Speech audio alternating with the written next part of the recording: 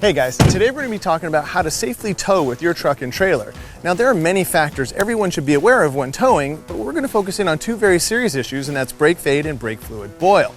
Now we're going to visit our friends over at CURT Manufacturing Group to find out more about towing components. In this video, we're going to explain what's happening to cause brake fade and brake fluid boil. We'll show you some specific driving techniques to help prevent it and help you get your vehicle back under control should you find yourself in that frightening situation. Then, we'll show you how to prevent it altogether by sticking with your manufacturer's regular maintenance schedule and having the right brake components on your vehicle to begin with. Right now, I'm going to double check the trailer connections, and then we'll be ready to hit the road.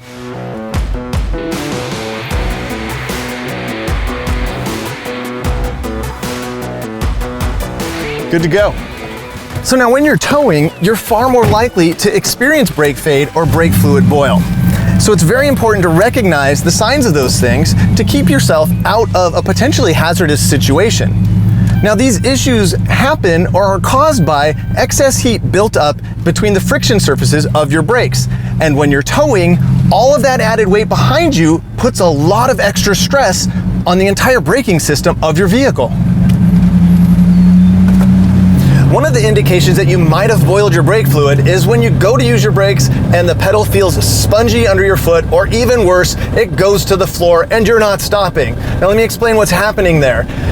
Let's say you've just finished a long downhill and you've been on the brake pedal for a long time and you've generated so much heat in there that it's actually boiled the fluid in your calipers. Now that's a bad thing because brake fluid itself does not compress, but those bubbles formed in the fluid can compress, resulting in a soft pedal. So when you hit the brake pedal, it just can't squeeze on the rotor. So what you want to do is downshift, get your vehicle slowed down as quickly and safely as you can, and get it off to the side of the road.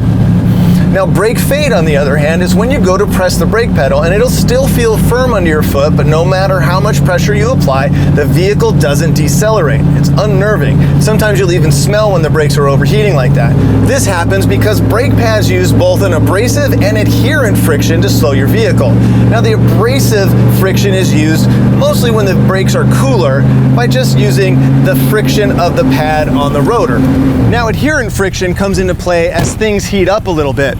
As you brake in your brakes and use them normally, the pads will actually leave behind material on the rotor. And then what that does is it creates a tape-like bond between the two, and the making and breaking of those many small bonds creates extra friction as the pads heat up and you want to slow down. When the pads get extremely hot, the adherent acts more like a lubricant and prevents the pads from effectively grabbing the rotors and slowing things down. Add to that the extra weight of the trailer behind you and the heightened possibility of brake fade, and going downhill, things can get exciting pretty fast. If you notice any change in the braking performance of your vehicle while you're driving, whether it be brake fade or brake fluid boil, the best thing to do is to safely get your vehicle slowed down out of the lanes of traffic and onto the side of the road. Your brake system needs to cool down. Knowing how to handle these issues shouldn't keep you from preventing them in the first place.